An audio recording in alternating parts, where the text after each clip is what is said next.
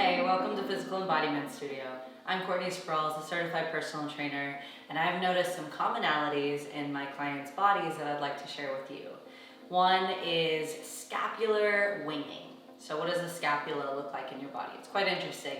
So you have two bones that are kind of like your angel wings. They're floating in space. They're your shoulder blades, right? The back of your spine here. They are connected to your shoulder and your collarbone. So they're hovering, but they're connecting to your shoulder joint and your collarbone, which makes it pretty unique.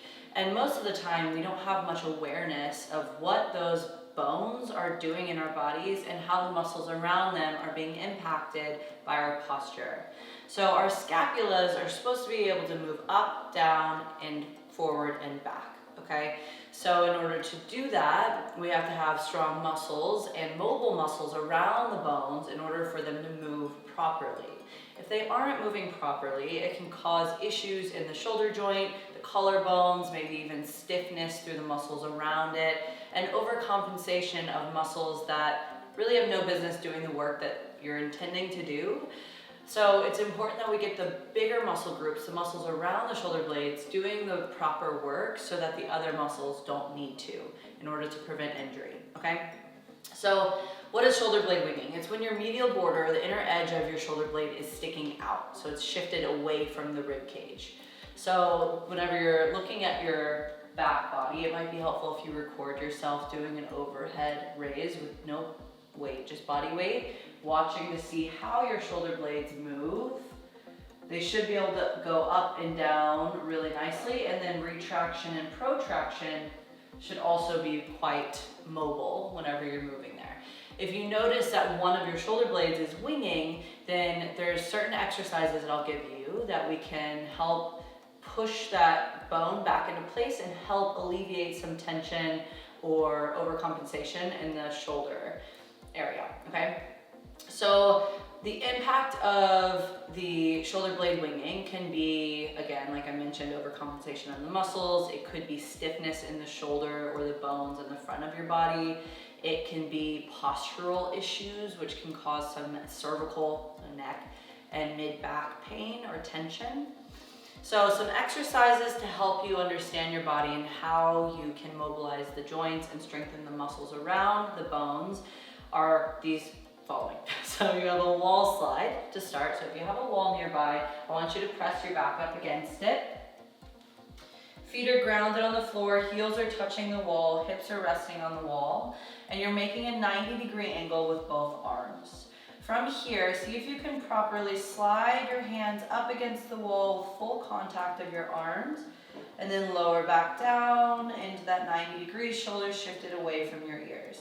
It might be helpful to have a mirror in front of you to see if your shoulders are shifting up to your ears, right? We want to keep the shoulders down as you slide your hands up and down the wall. Okay, just give me one more like that, just noticing maybe one arm floats away from the wall more than the other. All right, the second one is a cat-cow, seeing if you can get full range of motion through the spine and pushing the shoulders away from your ears. So we'll start with your hands underneath your shoulders, soft bend in the elbows, knees are directly under your hips. Neutral spine to start. From here, drop your belly, gaze up softly. Shoulder blades drop down away from your ears, and then push the ground away, round through your spine. See if you can create space in between the shoulder blades, tucking the chin, tucking the bum, full lengthening through the back body.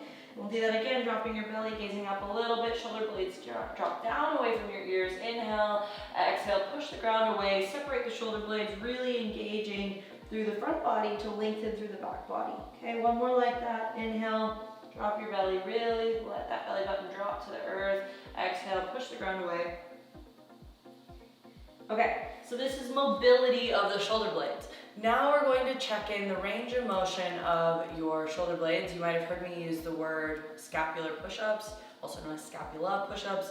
This is also targeting the serratus anterior. So the little shark fins around your rib cage, those muscles that kind of hug the rib cage right here.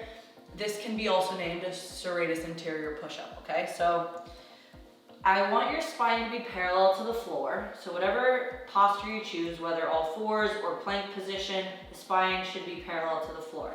I'm going to do the easier version just to see the mobilization of my shoulder blades rather than making it a full-on exercise, though it will be challenging. So keep a soft bend in the elbows, but I want your arms mostly straight the whole time, just not locking out the joint. Drop your shoulder blades away from your ears. Gently push your heart down to the floor by letting your shoulder blades get closer together in your back body, and then push the ground away.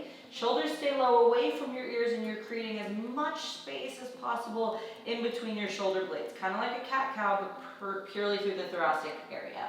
So drop your heart, squeeze your shoulder blades together with everything you can, and then push the ground away, separating the shoulder blades, really creating space through the shoulder blades. If you want to make this harder, you can go into that plank position, shoulder blades drop together, make sure your abs stay tight, push the ground away, separate the shoulder blades. Okay, so we're actively engaging the serratus anterior, which are those muscles around your rib cage, to support the shoulder blades down and in, so they're no longer winging. Okay, some exercises you can do to stabilize and mobilize are Y's, T's, and W's. Ideally, you'll do this on a stability ball, but you can also do this just standing, where you make your arms into a Y, squeezing into the back body, lowering your arms down. Bring your arms in front, extend your arms out into a T, squeezing in between the shoulder blades, bring them back together, and then make your arms into a W, reach up overhead, and lower back down. We're doing these all with mindfulness of the neck and trap area. We don't want to go into a Y and shift the shoulder blades up. We want to drop them down as you reach your fingers up. Same with the T, we're squeezing in between the shoulder blades, thinking bra line. If you're a male, still pretend you have a bra line here, and you're gonna squeeze in between the shoulder blades, bring them back together. I like my palms supine, palms up.